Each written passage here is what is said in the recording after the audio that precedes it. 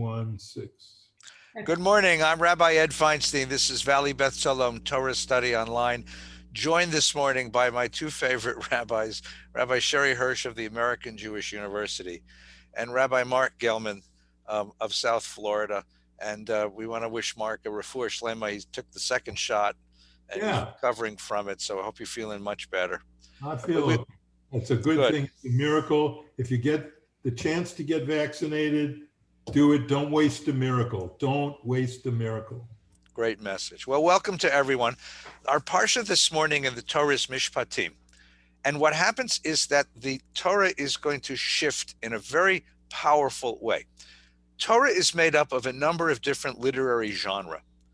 The most popular one, of course, is the narrative. It tells stories. We had stories about the Garden of Eden, stories about Abraham and Sarah, stories about Joseph and his brothers, stories about Moses and the liberation of the people Israel.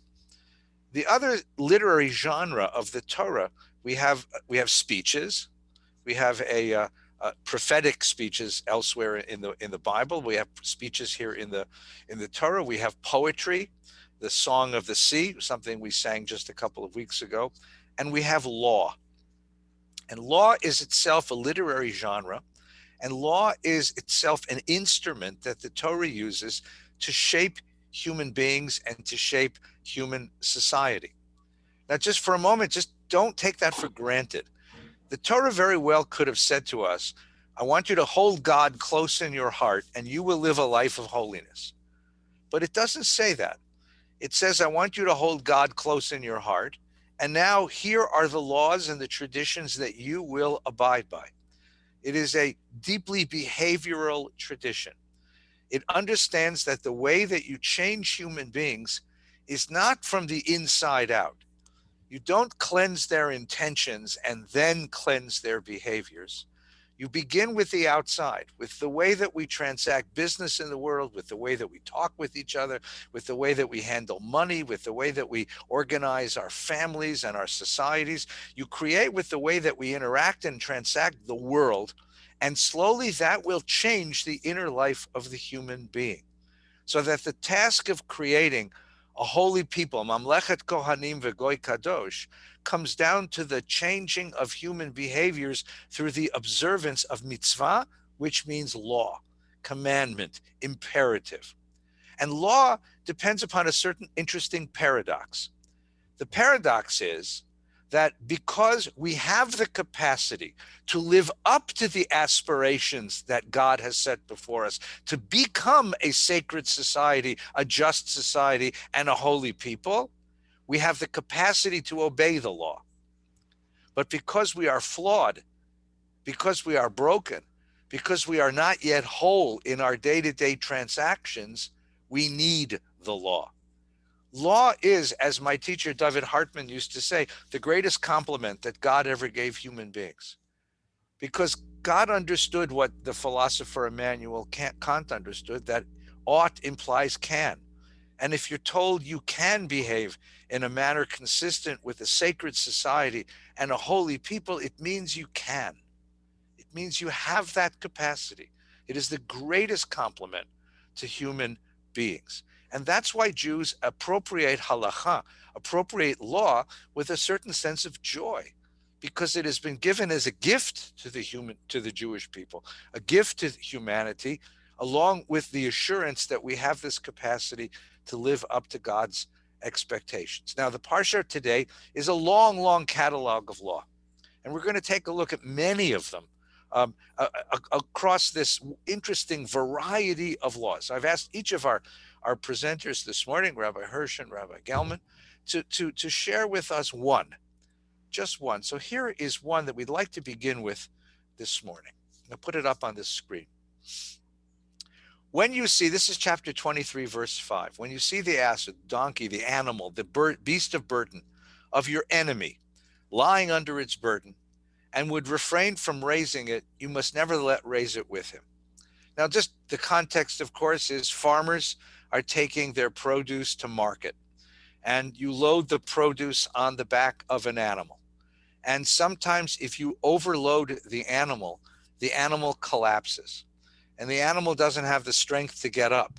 And what has to happen is you have to gather a group of neighbors, basically, to sort of lift the animal back up onto its feet.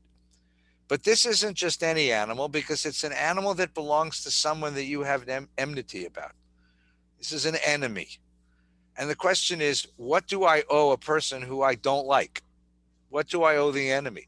And more than I don't like, Eddie. More than I don't like. This is an enemy. This is someone who has created a conflict with me that I absolutely despise, right? Don't like is someone I don't care for. An enemy is someone that I have a real hatred for. Okay. Someone who I'm really angry, I have hatred for. And do I have an obligation to reach out and to use my own resources to support that person in his moment of need, even though he's a person who I identify as an enemy? The way I've taught this to kids is, imagine you have a neighbor who plays impossibly loud rock and roll music at 3 o'clock in the morning. And you go and you bang on his door and you say, look, I got to get some sleep. I got to be at work in the morning. My kids got to go to school. And the neighbor says something deeply unkind. And then, it keeps going on, and you call, and the neighbor says something deeply unkind. And now, having experienced this over and over again, one evening when it's pouring rain, you turn the corner and there's your neighbor, and his car has a flat and he doesn't have a jack, and you have one in the back of your trunk. What are you tempted to do as you turn the corner and see said neighbor in trouble at that moment? That's one of the ways of reading this law. So, Sherry, what is the motivation? What is the deeper ethical lesson of this particular tradition? Well, as we've been discussing this, which I love, is a first read might be the pshat, the surface meaning, which is obviously you have to help this donkey because he's in pain and he's collapsed. And this is Sar Ba'alei Chayim, right? This is an issue solely of the animal is suffering, and we have an obligation to heal the suffering of another human or living being, right? But a closer read is, to what degree do I have to find the resources in myself to overcome the hatred so that I'm not controlling my behavior based on another person's actions, right? So to what degree is this about controlling our Yetzer Hara? Because it would be easy to say, I don't have a jack, sorry, or just ignore it, or to walk away and pretend you didn't see it. Because especially if it's an enemy, you're like, you know what? They deserve this. There's a million rationalizations you can make. So maybe the deeper meaning is, do you want your feelings to control your behavior?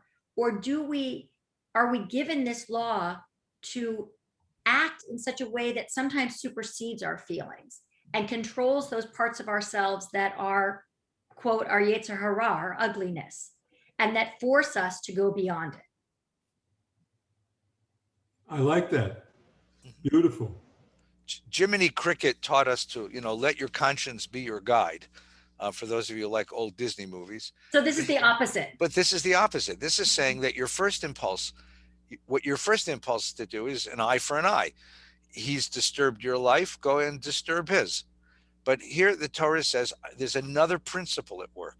It's a principle that has to do with him. It's a principle that has to do with the animal. And it's a principle that has to do with you, most of all. That's what you've articulated. We want to save the animal its pain. We want to see if we can show this person what it means to be a neighbor. But most of all, it's what kind of human being do you want to be in the world? Is a vengeful, angry human being the best that you are? Well, and I think the trouble is of course the answer is in the ethereal. I want to be a good person. Of course I want to. But in that moment, sometimes I've been with people and they've said to me, no, I want to be angry. I want to be vengeful. I'm not done being angry, because there's a lot of sustenance that comes from that. So in the ethereal, of course, I want to be the person that supersedes that revenge and that resentment. But if you've been deeply hurt, it's sometimes very hard to answer that question with, oh, I want to improve myself. Instead, you're like, nah, I want to get revenge. I want them to suffer. Right. So I think there's an acknowledgement of that. Right. I think so. But I think the whole context of the Torah portion, and the reason why it's here in this place in the Torah, we've just read the Mount Sinai revelation. And Moses, at the end of the Torah portion, is going to go up into heaven to get the commandments of God. This is as part of this whole question of how can I create Mamlechet Kohanim Goy Kadosh? How do you create a holy people? How do you shape human beings to be a certain kind of human being? How do you create the just society? Mark, which is your law this morning? Yeah, I got two laws which I don't like. Okay. When I teach Torah to people, it's 99%. Look how great this is. Look how great the Torah is. Look how great this passage is. This is so good. This is fabulous. And it's not that I get sick of that. It's not that I ever tire of doing that, because I believe it. Most of the Torah is, it's not just good, it's divine. It's uplifting on a level that transcends human capacity. It's clearly a message from a higher place, a higher being. However, the Torah, as we all know, even if Graf and Wellhausen, the German Protestant Torah scholars, were partially right, who thought that the Torah was an amalgam of J, E, P, and D, 4 different authors whose work was sort of cobbled together by a P source, a priestly redactor. Even if that isn't totally true, it's certainly true that the Torah is a product of its time, which means I like to use this analogy. If you're walking in the woods and you see a house beyond a meadow, and there's trees in front of the house, and the trees are blowing, and you can sort of see the house, but the trees obscure it in a way. History are the trees of the Torah. The house is the pure word of God. And there are trees in the Torah that obscure the pure word of God because they represent an ancient, patriarchal, misogynistic, slave-owning population. And it doesn't do anyone any good in studying the Torah to have a teacher who thinks every single part of it is fine.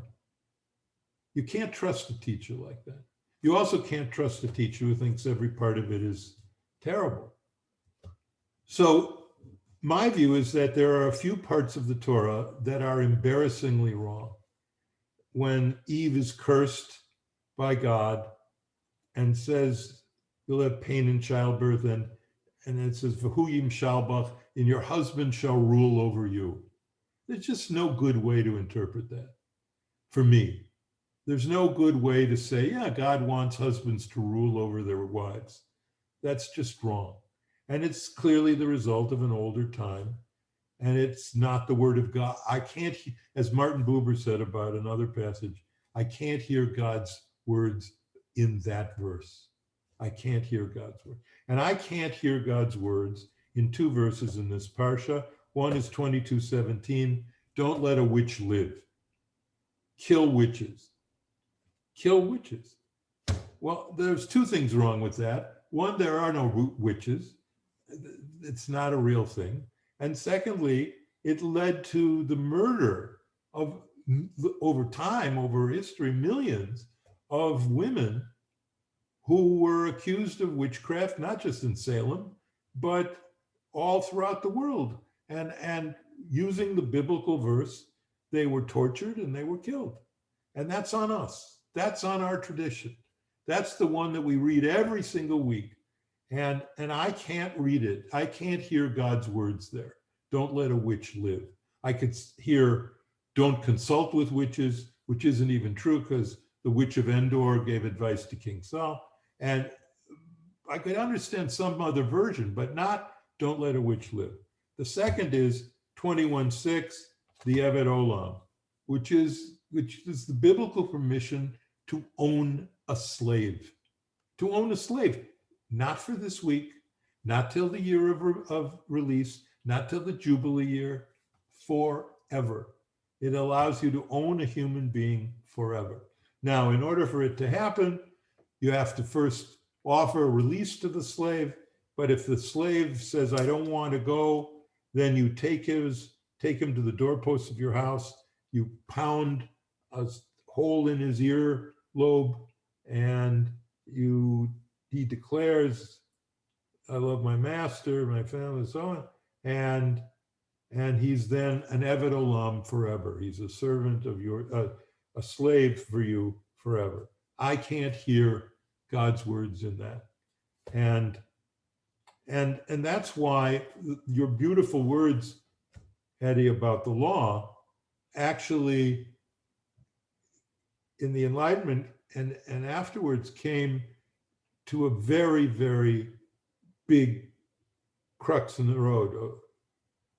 And one is the rationalist path, which I follow, which is really primarily exemplified by Immanuel Kant, and his view that we can determine what's right, not by our personal instincts, not by our inclinations, not by what we want, not by what we feel in our hearts. We can only find the ethical by following what he called the categorical imperative in the Critique of Practical Reasoning, which is to act only on that maxim which you would will to be a universal law of nature. In other words, if you believe everyone should do X in a certain situation, Y, then it's an ethical thing. The other source, which in the Enlightenment split off, was the idea of revelation, which is it's ethical if it's in the Bible. If it's in the Bible, it's ethical because God gave it. It's the word of God. And sometimes it's the same law, like don't steal.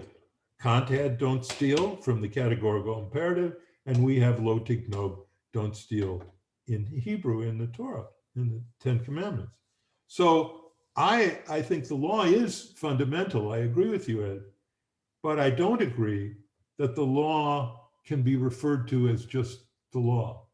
It has to be a rationally derived law that is in conformity with the words of Torah.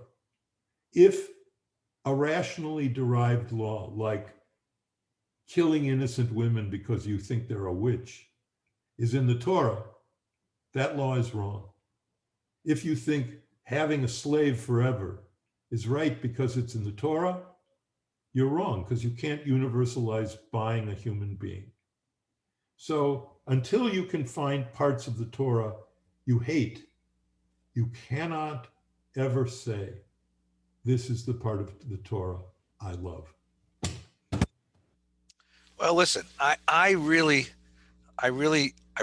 with what you say. I resonate with the notion of bringing our own moral vision to Torah, and that one enters into a dialogue with Torah. It's not a monologue. It's not Torah telling me what to do.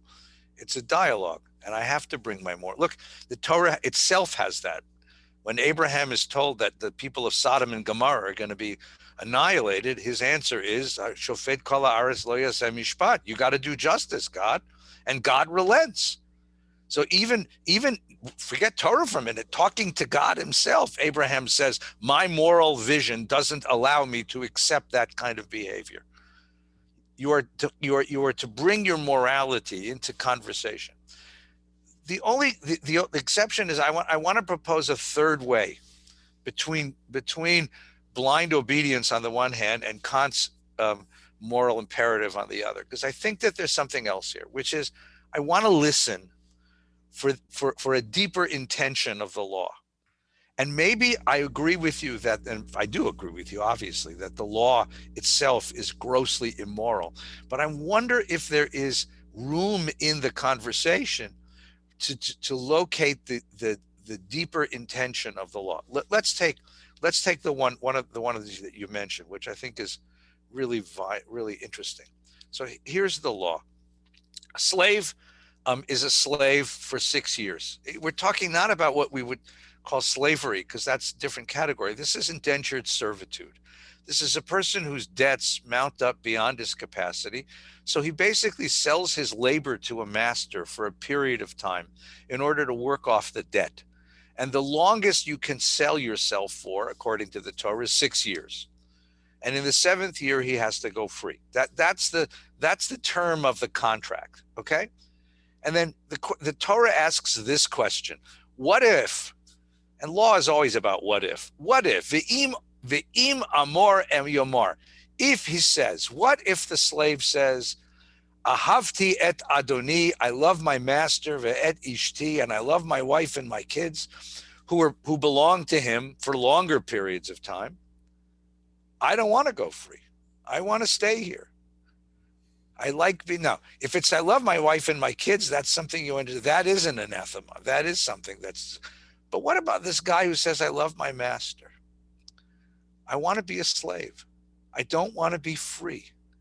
I don't want to be free. And there's a punishment, which is a very strange punishment. You take him to the door and you smash something, you pierce his ear on the door. There's a long tradition about why the ear, because he didn't hear the voice of God, and the door because he refused to leave. But what do you do for the person who says, I don't want to be free, who cherishes slavery because it's secure, because it's stable, because it's easy, who doesn't want to live the life of a free person? And the tradition has a certain contempt for that person. What's wrong with you? What's wrong with you? I mean, so that you're exactly right. Look, mauling anybody is terrible, and the idea of an Eved Olam, of a slave for life, is horrifying. But so is a person who says, I don't want to be free. And so I think that has to be added into the conversation. Do you agree?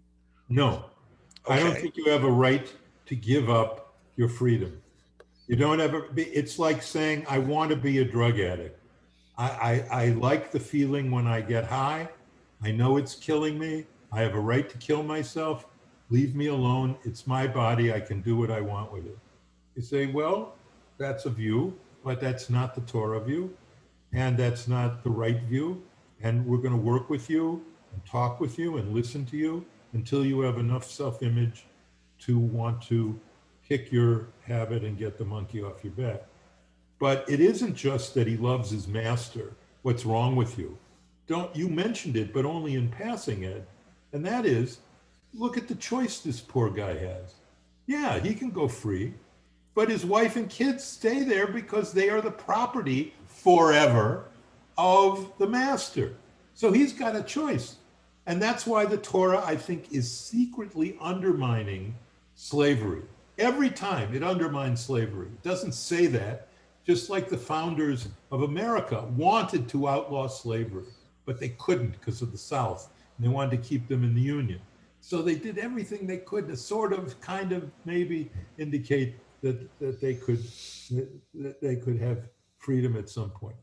But in this case, the guy has a choice. Either his kids and his wife, he stays with them, with the master, or he leaves and has to leave his family. This is a terrible choice. It's not on the slave. This is on the Torah. This is on God. This is something that should not be permitted. It shouldn't be in the Torah. Killing witches should not be in the Torah.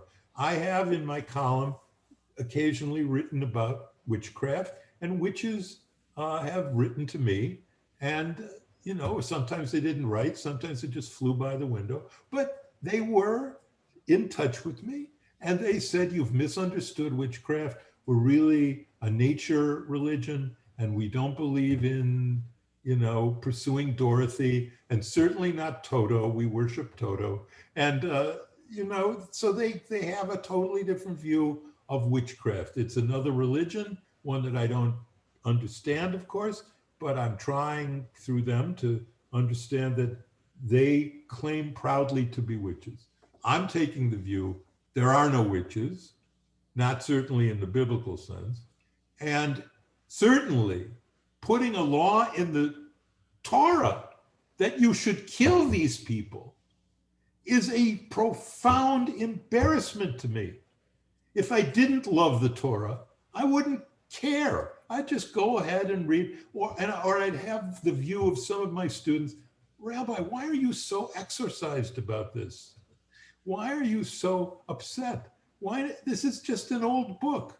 Who cares if it says kill witches It's like other old books. They have a lot of crazy stuff in it.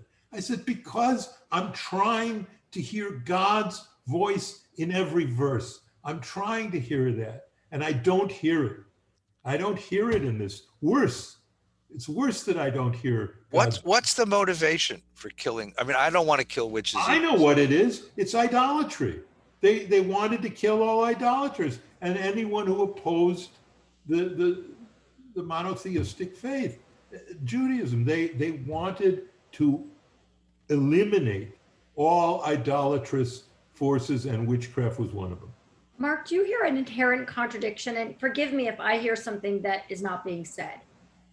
This Mishpatim is really about not letting your personal feelings dictate your behavior. That's the overriding message. So these laws are put in place so we're accountable that our feelings don't drive us. But your response is, my feeling is that this law is not okay and therefore should be eliminated. So I hear an inherent contradiction. I agree with you. I don't believe witches should be killed. It's not about that.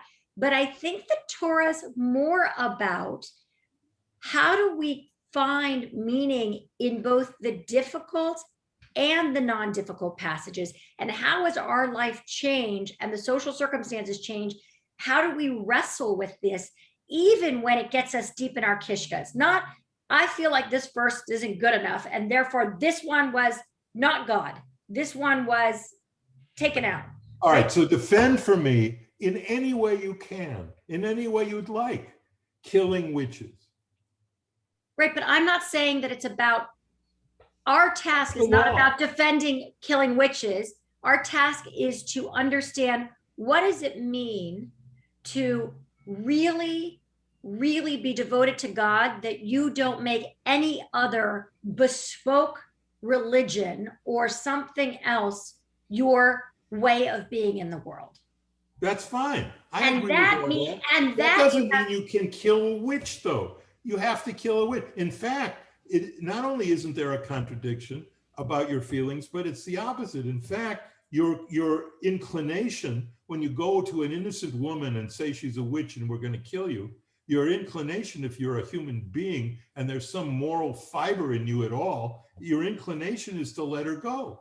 The Torah says, don't follow your inclination to be merciful to this witch. Don't let your inclination to be good to her let her go. No, kill her. So I'm sorry. This is not God.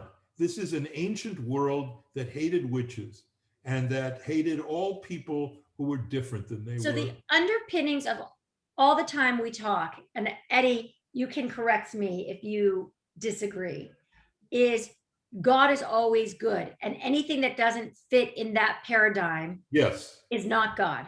Absolutely. God cannot be evil.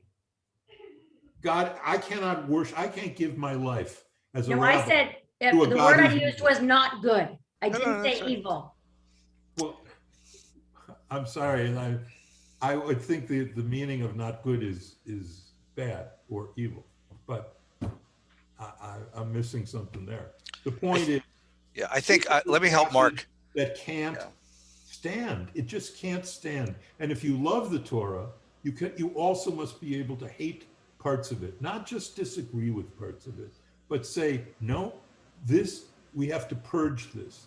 And let me tell you, it is a thing that African Americans, that Black people in America have said for years, for 400 years, that they understand that part of the preaching that went on in the South was that slavery was God's will. And I'm sorry, the misuse of the Bible is deeply offensive to me. And we must purge it of passages that support those who hate the Torah, because we love the Torah. All right. Sherry, let me just help Mark just a little bit, even though I think that he's overstated his case.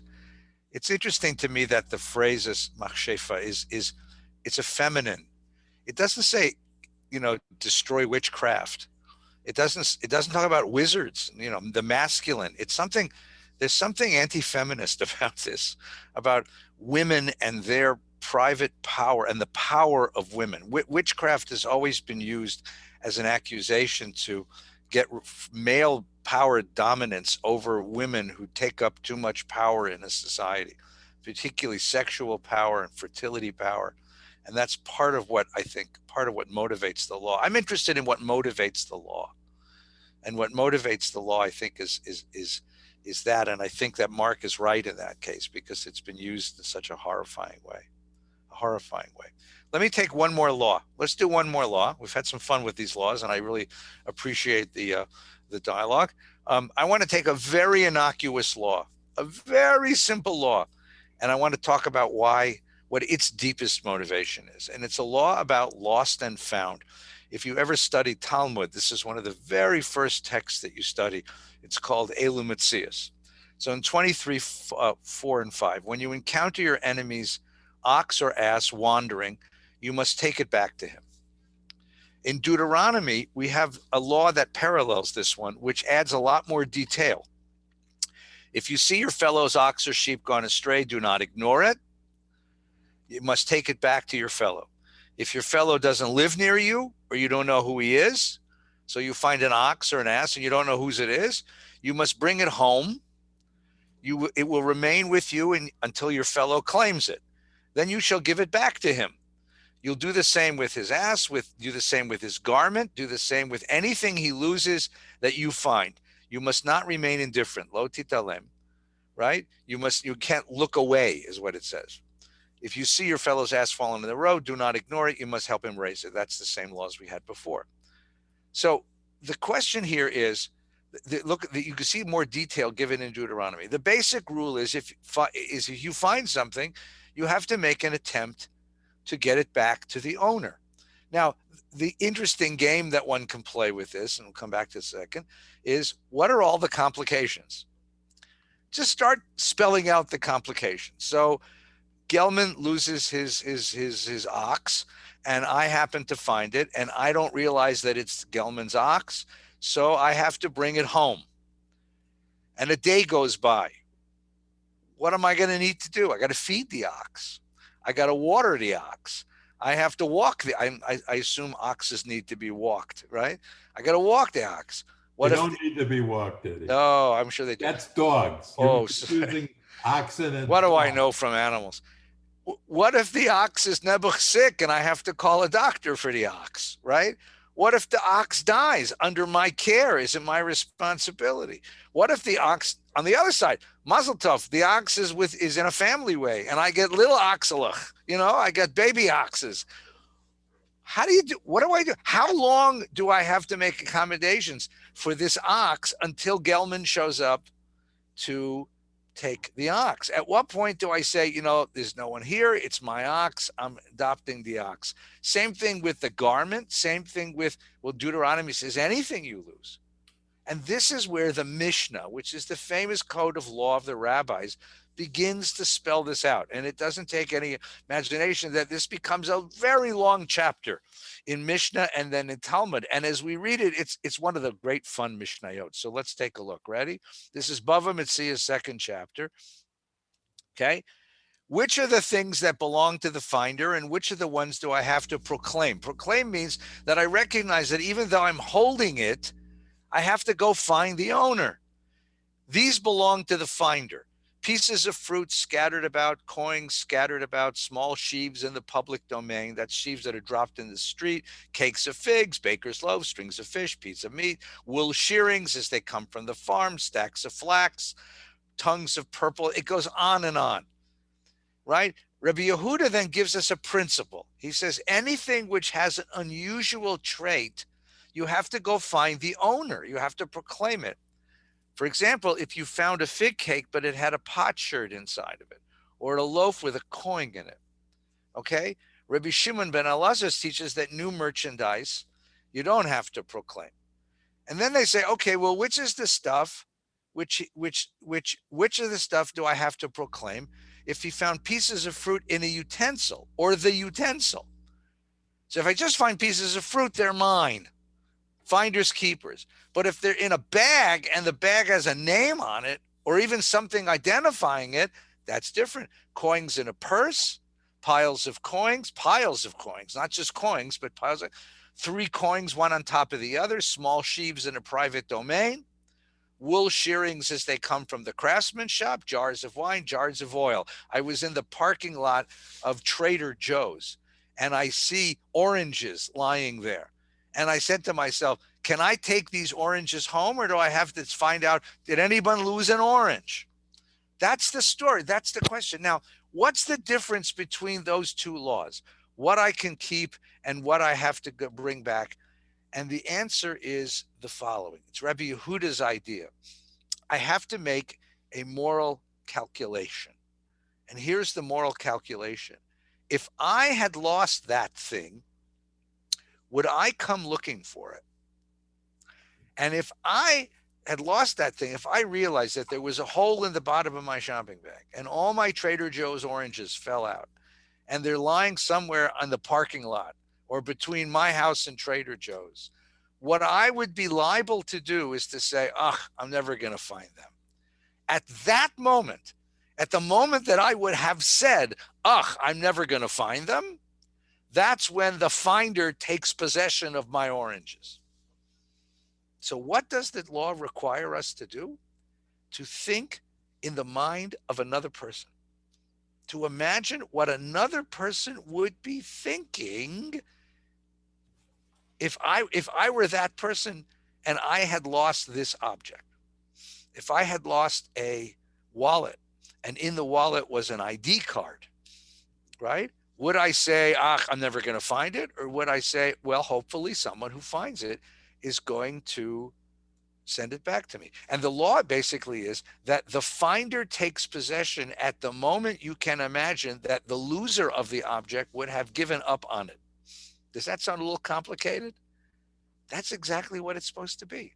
It's supposed to be that when I walk the public space as a citizen of a city, of a sacred society, I have to always be asking myself, what's the other person thinking? What would I be thinking if I were that person? What would I be feeling if I were that person? What would I want to know that that person is thinking about if I'm me? You have to do this act of moral empathy all the time. And that's what's rooted in this little innocuous law. If you find something in the street, go find the owner and give it back to him. And that's why I do like this section of law. And I agree with Mark that there's some of them that are deeply embarrassing and deeply difficult.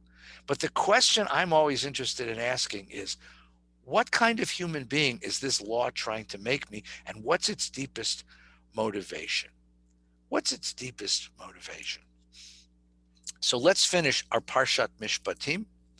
Let's finish Parshat Mishpatim. Mark, you told us the laws you don't like. Tell me one of the laws that you really cherish. That's you. Yeah, well, I'm glad you asked, because in this parsha also, it says you shall not oppress a stranger because you were strangers in the land of Egypt. And that's one of many citations of the same verse throughout the Torah. And I don't just like that. I love it, and it reaffirms everything you have said so often in our dialogues about how Judaism offers us a story, a narrative, and being a Jew is accepting the narrative, buying into the narrative.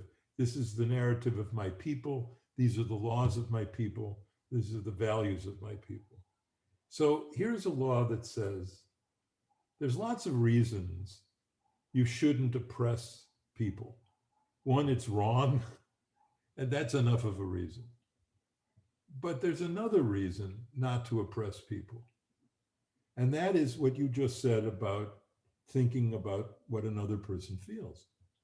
And that is, you know what it's like to be a stranger in a strange land, to be oppressed because of that. And you should not oppress others, because in your story, you should remember what it was like to be oppressed. And that remembrance is the foundation of your compassion to the underdog and to those who sleep in the dust. people ask all the time, and I lived through this time of the solidarity, now broken, sadly, in some places, between Blacks and Jews in the civil rights movement.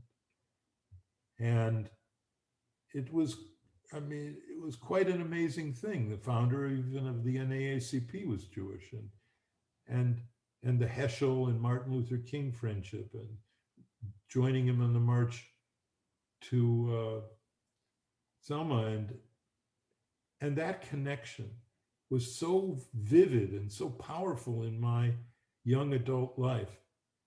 The support for the civil rights movement and for the cause of Black people in America, and always resonating in my heart was that I'm doing this because it's right. That's my philosopher's inclination. But the second reason was I remember Egypt. Now, of course, I don't remember Egypt, but I'm taught to try to remember that my people were slaves once, and they should be sympathetic and compassionate to anyone who is oppressed in any age. And that law, I do hear God's voice in. And that law, I do believe comes from God. That is the building I can see clearly through the trees. And that is why I have the courage to say in this portion, God speaks to us, not in every verse, but in enough verses to let us go to next week. Thanks, Mark. Sherry, which law resonates with you? Unmute. Particularly in this Parsha? Yes. I love Lost and Found. I love the one that Mark just mentioned. I love Do Not Boil a Calf in its mother's milk, because it was one of the first laws I learned as a kid. And because I was learning kashrut and how to eat. And what I loved about it was the empathy and kindness that it showed towards an animal and towards a mother and towards a child. And I always think about what are those first things that make an imprint about that set a tone for your lifetime.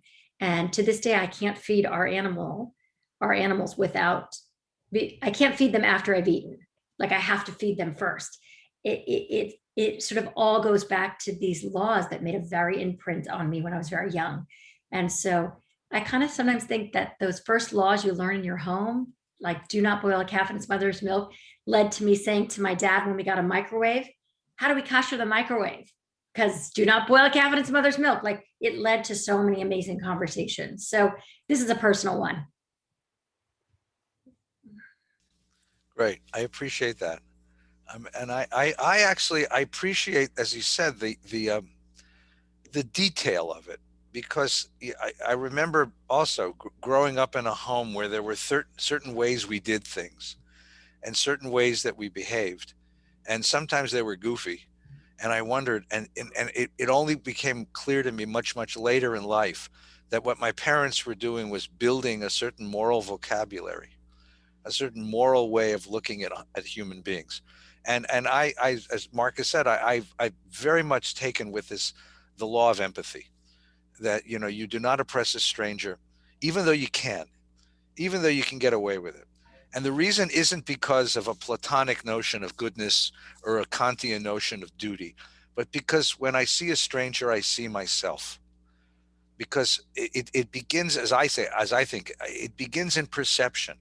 It's so easy not to see the other, not to see the homeless person, not to see the beggar, not to hear the news report of those who are suffering. It's so easy to block that out and simply not accept that that's part of the reality in which I live. And the Torah says you've got to see them. They're in front of you, and not just see them, but identify with them. That's me. I'm there. I was there. I tasted that bitterness. I tasted that humiliation. I tasted that pain, that helplessness, and that hurt. And it's a very, very deep ethic. And that's why I wrote a piece once, and I maintain this. I wrote a piece of this is like the most dangerous religion there is. Because if you take that seriously, you can't walk by. If you take that seriously, you can't go through a normal day and not feel the hurt of those who are suffering about us. And that's a tremendous responsibility and an awful powerful demand on human beings. And that's what's demanded of us in this Parsha. Well, I want to thank my colleagues, Rabbi Gelman, Rabbi Hirsch, for sharing their visions of Torah this week. And to everyone else, I want to wish you a very good Shabbos. Please be reminded that following Torah study, we have davening together at 10 o'clock. At this evening, Havdalah will be at 6:30. It's getting later, so we're moving it back a half an hour. And Nina and I will be at Havdalah. Tomorrow morning, Minyan at 8:30. Monday morning, it's a national holiday, also at 8:30. Tuesday, Wednesday, Thursday, Friday at 7:30 in the morning, 5 o'clock every evening. Lunch and Learn, of course, on Wednesday afternoon. Wednesday night, Rabbi Noah Kushner and I are going to wrap up our series on Jewish Life Awakens with a live show. We're going to welcome you. If you'd like to join the Zoom, come on the VBS website and find the Zoom address. And we would welcome you to share your questions about Jewish life awakening around us and the Jewish future, to have conversation with us. And we would welcome you at that time. So that's Wednesday night. And then there'll be a new series beginning in March. I'm going to be teaching a new series this time by myself, and do a little more Jewish learning together. So we're really delighted to have my colleagues this morning.